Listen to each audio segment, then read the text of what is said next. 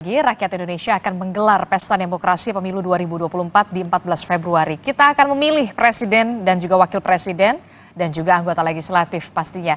Namun kemudian di tengah persiapan yang dilakukan sejumlah peristiwa ini terjadi seperti ditemukannya surat suara yang tiba lebih awal, surat suara rusak dan juga lain sebagainya.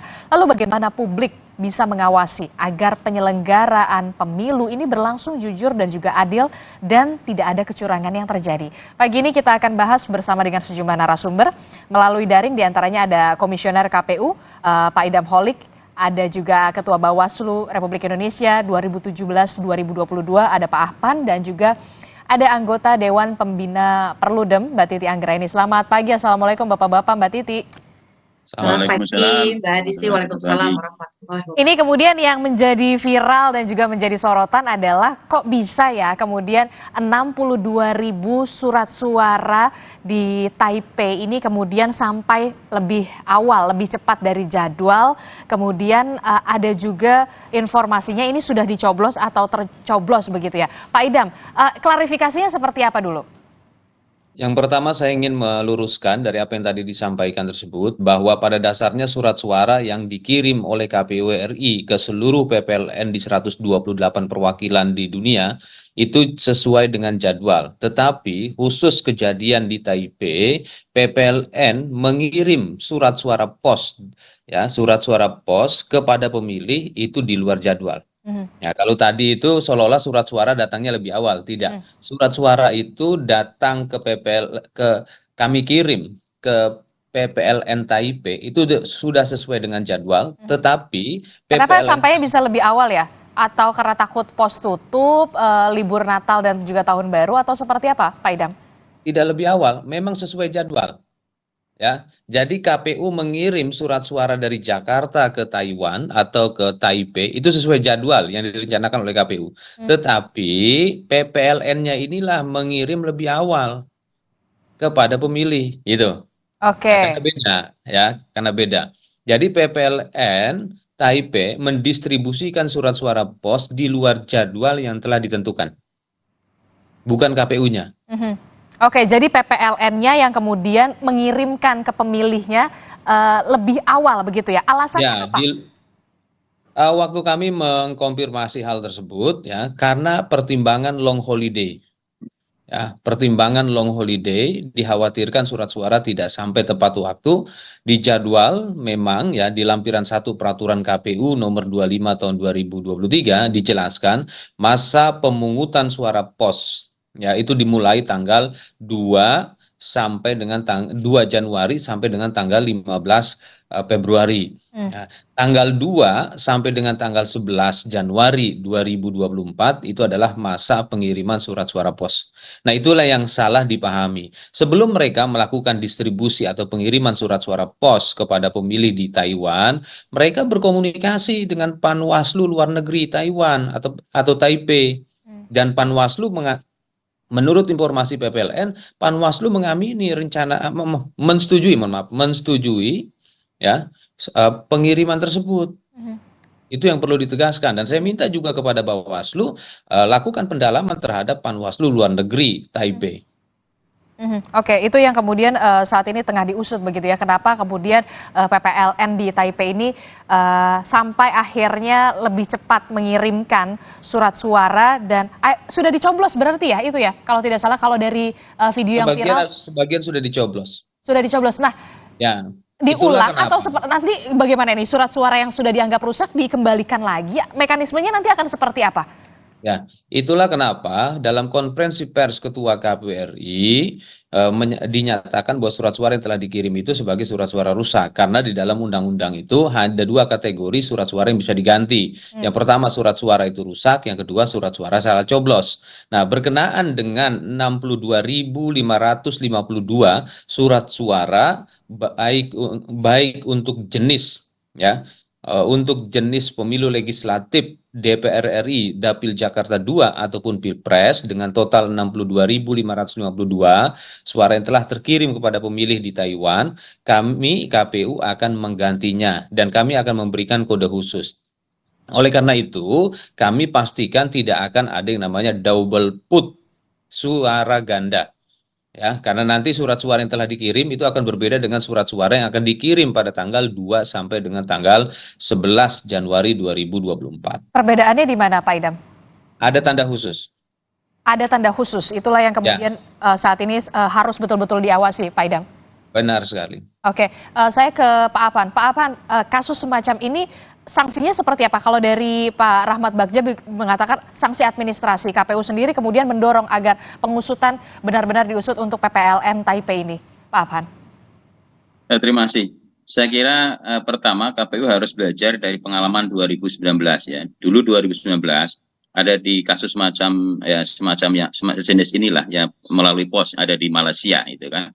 Sampai waktu itu kami harus mengeluarkan rekomendasi PSU, mekanisme pos itu kan. Di luar negeri kan ada 3 mekanisme pemungutan suara di TPSLN, KPSK dan pos. Memang pos ini sering terjadi persoalan ya. Salah satu kemarin 2019 ada di Malaysia dan ini saya kira terulang. Menurut saya adalah Bawaslu harus bertindak bahwa ini ada dugaan kuat pelanggaran administrasi pemilu soal tata cara, prosedur, mekanisme, tahapan yang tidak sesuai. Maka menurut saya Bawaslu segera aja menyidangkan lewat mekanisme adjudikasi ya, KPU-nya sebagai pihak terlapor atau terundang, kemudian PPLN juga sama, kemudian barangkali tadi Mas Idam mengatakan ini ada semacam pembiaran dari tanda kutip pembiaran dari pengawas luar negeri dan sebagainya, biar dituntas di situ di proses adjudikasi itu. Jadi siapa yang salah? Karena ini menurut saya jangan nanti ini menjadi presiden buruk dan ada nanti menjadi potensi pelanggaran-pelanggaran yang lain di dalam pemungutan di luar negeri ini. Saya kira ini bukan hal sepele ya, karena harus diperiksa. Ini seandainya dicoblos, siapa yang nyoblos, betul enggak? Ini sudah dikirim ke sana dan sebagainya ya. Saya sepakat tadi Mas Idam bahwa ini soal pengiriman dari KPU ke sana, oke, nggak ada masalah. Pengiriman dari PPLN yang ke pos kepada pemilih itu yang tidak benar. Dan menurut saya ini harus diselidiki betul dan harus diperiksa. Bawaslu punya kewenangan adjudikasi, saya kira sidangkan aja segera ya untuk membuka ini harus fair, harus jelas, transparan. Sanksinya akan seperti apa? Sanksi administratif itu memang ada 4 hal ya, tetapi di dalam hal ini yang bisa diterapkan barangkali adalah pertama memperbaiki tahapan ya, kedua teguran ya, karena yang lain saya kira 2 sanksi yang lain misalnya sanksi lainnya misalnya bisa sampai diskualifikasikan enggak ya, kemudian sanksi yang ketiga ada sanksi yang ketiga saya lupa, itu ada 4 sanksi, tapi 2 hal ini yang bisa dilakukan, sanksi teguran maupun sanksi memperbaiki tahapan. Itu yang saya kira bisa dilakukan oleh Bawaslu. Dan saya kira segera ini harus ditindaklanjuti. Tidak cukup dengan investigasi, tapi dibuka sidang adjudikasi lah. Harus ada publik tahu. Ya. Harus ada sidang adjudikasi, benar-benar harus transparan. Jangan sampai kemudian kalau Pak Abhan bilang 2019 pernah terjadi, 2024 terjadi lagi. Nah kalau yang 2024 katanya karena takut posnya tutup, karena long holiday, masuk akal nggak sih? Pak Abhan? Kalau menurut saya, tadi Mas Idam sudah mengklarifikasi soal pengiriman ke sana lebih awal, saya kira nggak ada masalah ya. Iya, itu kalau itu nggak ada masalah. Tapi maksudnya dari di Taipei-nya untuk menyalurkan itu ke pemilih. Nah, itu yang salah. Itu tidak sesuai dengan tahapan dan mekanisme karena sudah ditentukan oleh tahapan KPU kan. Tadi tanggal berapa? 2 Januari baru bisa dikirim. Itu yang salah. Hari ini harusnya baru bisa dikirim. Harusnya baru bisa dikirim ke masing-masing pemilih melalui pos ini. Seharusnya seperti apa? Apakah kurang koordinasi atau seperti apa ini? Kok bisa sampai terulang lagi begitu? Mungkin ini ditanyakan ke KPU, ini saya nggak bisa menjawab apakah ini kurang koordinasi ya. Pak Idam, silakan. KPU sudah melakukan bintek, berapa kali lah kepada PLN, baik KPU yang datang ke sana maupun melalui Zoom kan. Artinya tahapannya sudah dipelajari mereka itu kan. Ini yang kemudian dikhawatirkan Pak Idam, kurang koordinasi atau seperti apa sampai kok harusnya tanggal 2 Januari kalau tidak salah begitu ya Pak Idam? PPLN Taipei adalah salah satu peserta bintek yang kami selenggarakan di Hong Kong. Ya, jadi mereka sudah kami berikan bimbingan teknis ya, dan kami juga tegaskan agar sesuai dengan jadwal. Nah, tapi ternyata terjadi human error dalam pemahaman penyelenggaraan pemilu oleh PPN Taipei ya. Itulah yang dalam konferensi pers Ketua KPU RI menegaskan ada kesalahan prosedur yang dilakukan oleh PPLN Taipei. Mereka yang tadi sudah saya sampaikan karena ada faktor long holiday, terus juga disetujui oleh Panwaslu Luar Negeri Taipei. Ya, terus mereka punya prinsip lebih cepat lebih baik. Saya tegaskan bahwa penyelenggaraan pemilu tidak bisa menggunakan pandangan yang demikian. Dalam penyelenggaraan pemilu itu harus berkepastian hukum, di mana jadwal yang telah ditetapkan itulah yang dilaksanakan, tidak berdasarkan common sense. Itu yang kami tegaskan. Dan eh, atas kejadian ini, Ketua KPU RI itu langsung bertindak tegas dan cepat untuk memastikan di 127 PPLN lainnya di seluruh dunia tidak melakukan hal yang sama. Dan hari ini tanggal 2 ya, PPLN di seluruh dunia akan mulai mengirimkan surat suara pos kepada pemilih sampai dengan tanggal 11 Januari 2024. Untuk yang di Taipei berarti diklarifikasi lagi nanti akan dikirimkan dengan surat suara, ada pembedanya, ada penandanya, Ada kode khusus. ada kode khusus di surat Ya, suaranya. ada kode khusus yang dengan tujuan agar tidak ada double vote surat Oke. suara ganda. Kode khususnya seperti apa? Bisa diungkap atau? Ya, yang jelas ada kode khusus yang tidak bisa kami sampaikan di sini. Oke, dan pengawasannya harus tetap ekstra dong? Pengawasan dilakukan oleh Bawaslu atau pengawas luar negeri. Ya, Ah, saya yakin Bawaslu ataupun Panwaslu luar negeri Taipei melakukan hal yang seperti yang tadi Mbak sampaikan. Nah, yang surat suara yang dianggap rusak itu dikembalikan lagi atau ya udah nggak akan dikirim lagi gitu? Ya, surat suara yang dianggap rusak ya itu tidak dikembalikan. Ya, tidak dikembalikan. Yang dikembalikan itu hanya surat suara yang dikirim pada tanggal 2 sampai 11 Januari 2024. Bagaimana kalau surat suara itu dikembalikan? Ya dinyatakan tidak sah. Oke, Mbak Titi, seperti apa? Anda menanggapinya ini apa ya? Bisa dikatakan yang kemarin pemilu 2019 terulang lagi di 2024 ini. Ya, tipologinya agak berbeda ya. Kalau di 2019 jajaran Pak Abahan itu pernah menemukan juga surat suara bahkan yang salah kirim ya Mbak Adisti, ada 2.400-an surat suara yang harusnya dikirim ke Tawau, Manila malah terkirim ke Hong Kong begitu. Dan di 2019 juga ada problem surat suara yang tercoblos dengan indikasi tidak wajar di Selangor dan itu dinyatakan tidak bisa dihitung. Nah, memang surat suara via pos ini dari 3 metode, yaitu TPS luar negeri, kotak suara keliling, dan juga pos, mengandung risiko yang lebih besar. Karena soal pertama misalnya validitas penerima alamat, lalu juga aspek rahasia dan akuntabilitas yang memang tidak bisa dipastikan sama seperti di TPS luar negeri.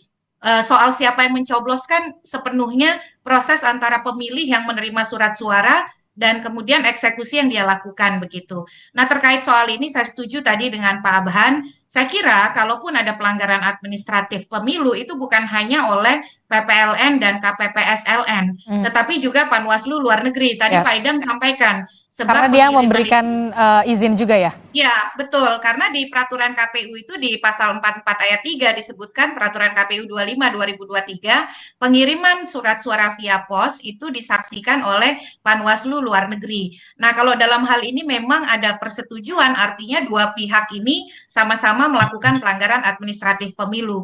Nah, tadi disampaikan oleh Pak Puadi, anggota Bawaslu, penyelesaiannya dikawal oleh Panwaslu luar negeri. Loh, tidak mungkin orang yang terlibat di dalam dugaan pelanggaran administratif melakukan penanganan pelanggaran ataupun penyelidikan begitu ya. Harusnya di grounded dulu kan. Betul, betul. Ya, betul. Istilah grounded itu memang penting ya. Dan saya juga setuju supaya ini terang benderang, Bawaslu itu jangan lagi kemudian rekomendasi karena dia punya kewenangan yang namanya penanganan pelanggaran administratif pemilu, daripada misalnya narasinya berbeda di ruang publik, Bawaslu menyatakan bahwa itu surat suara bukan surat suara rusak, tapi KPU sebagai pihak pelaksana pemilu menyatakan itu surat suara rusak, supaya ini tuh tidak menjadi diskursus di ruang publik yang menciptakan spekulasi baru. Ya Bawaslu putuskan dong. Kan dia punya otoritas sehingga juga kepastian itu didapat oleh KPU dan semuanya menjadi terang benderang. Itu yang pertama. Nah, yang kedua saya kira memang soal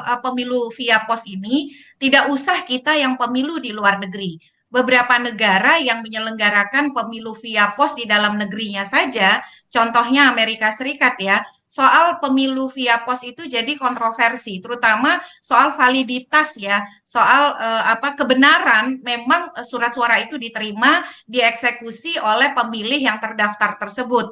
Nah, di luar negeri itu kan sepenuhnya soal alamat itu walaupun sudah dimutakhirkan dalam proses pemutahiran data pemilih. Jadi ketika pemutahiran data pemilih pun Mbak Adisti itu sudah terkategorisasi 3 pemilih. Pemilih yang akan mencoblos via TPS luar negeri, via kotak suara keliling, dan via pos. Nah, soal misalnya nanti itu akan diterima dan betul-betul dicoblos ya bergantung pemilihnya ada atau tidak kan kira-kira begitu. Tapi pengalaman selama ini salah satu permasalahan yang banyak dihadapi adalah banyak surat suara via pos yang return to sender atau kembali kepada pengirim karena memang orangnya sudah pergi atau tidak ada lagi. Tapi yang dikhawatirkan dari surat suara yang sekarang, contohnya begini Pak Idam, sudah ada warga negara kita yang mencoblos dan dia menganggap bahwa mungkin dia tidak terinformasi dinamika hari ini ya. Jadi dia sudah kembalikan dan kemudian ada pengiriman surat suara baru. Nah, di surat suara yang baru itu dia tidak terinformasi atau kemudian tidak termutakhirkan bahwa yang sudah dia kirimkan sebelumnya itu invalid begitu. Nah, hal-hal seperti ini harus diantisipasi karena kita tidak ingin pemilih di luar negeri itu kehilangan hak pilihnya akibat distorsi informasi. Karena pembelajarannya Mbak Adisti, kalau PPLN saja yang sudah di BIMTEK, yang sudah disupervisi oleh KPU, bisa diskoordinasi. Ya betul, bisa menyalahi aturan atau kemudian menyimpangi ketentuan administratif pemilu. Pemilih kan tidak semuanya paham aware atau kemudian betul-betul mengikuti proses seperti kita di dalam negeri. Nah, mereka ada yang memang bekerja di sektor informal misalnya rumah tangga begitu ya, ada juga yang profesional. Apakah betul mereka betul-betul update dengan akan ada surat suara pengganti dan seterusnya. Nah, situasi hari ini saya kira menjadi tantangan baru bagi KPU untuk memastikan informasi ini terdistribusi dengan baik dan tidak ada pemilih yang lantas kehilangan hak pilihnya, begitu Mbak. Oke, Pak Idam, untuk sosialisasi di Taipei sendiri seperti apa? Jangan sampai kemudian betul kalau kata Mbak Titi, jangan sampai kemudian pemilih di sana begitu ya tidak tersosialisasikan dengan baik kalau misalkan surat suara yang kemarin itu invalid. Ya. Berkaitan dengan apa yang tadi telah dikemukakan oleh Mbak Titi, itulah yang telah dilakukan oleh PPLN Taipei, yang dimana PPLN Taipei melakukan sosialisasi dan diseminasi informasi secara masif kepada seluruh pemilih terdaftar di dalam DPT di Taipei. Ya, dan kita ketahui hari ini pada umumnya pemilih diaspora atau pemilih luar negeri itu adalah terkategori sebagai connected voters atau pemilih yang terhubung karena mereka pada umumnya menggunakan smartphone sehingga proses penyampaian informasi secara masif, sistematis, dan terstruktur itu lebih memungkinkan pada hari ini. Dan PLN Taipei telah melakukan hal tersebut, menginformasikan ini secara utuh kepada pemilih yang terdaftar di dalam DPT. Oke, itu tadi yang kemudian juga sudah disampaikan soal yang kemudian juga menarik perhatian saya adalah soal tadi Mbak Titi bilang Panwaslu begitu ya, Panwaslu yang memang seharusnya kemarin ini terlibat begitu seharusnya di grounded dulu, tidak mungkin kemarin terlibat masih melakukan tugasnya begitu. Itulah yang kemudian menjadi perhatian saya gitu. Nah, sebenarnya kami juga sudah mengundang Bawaslu Republik Indonesia, namun sampai detik ini kemudian tidak ada atau belum ada tanggapan untuk kita bisa, sayang sekali ya, seharusnya juga kemudian ada penjelasan dari Bawaslu RI. Nah, tapi nggak apa-apa. Nah, ini yang kemudian dikhawatirkan adalah soal ini, menjaga harapan di tengah ketidakpastian, Mbak Titi. Nah, pengaruhnya apa Mbak Titi untuk legitimasi pemilu dengan adanya jangan sampai kemudian ini kan noda setitik begitu ya? Ya, Pak Presiden kita itu di 2 kali Konsolnas KPU tuh pesannya konsisten. Yang teknis kalau tidak dikelola dengan baik bisa jadi politis. Itu betul sekali. Karena kita berada di dalam kompetisi yang sangat kompetitif, hal-hal yang dimaksudkan tidak demikian atau kemudian akibat kelalaian, kecerobohan, ketidakprofesionalan, itu mudah sekali kemudian menimbulkan kontroversi dan spekulasi menjadi titik mula keraguan atas profesionalitas penyelenggara pemilu terhadap penyelenggaraan pemilu. Dan eksesnya bisa kemana-mana, terutama di tengah penggunaan media sosial yang disinformasi itu bisa dengan mudah beredar. Dan di beberapa pemilu terdahulu, KPU, Bawaslu menjadi sasaran dari banyak informasi bohong.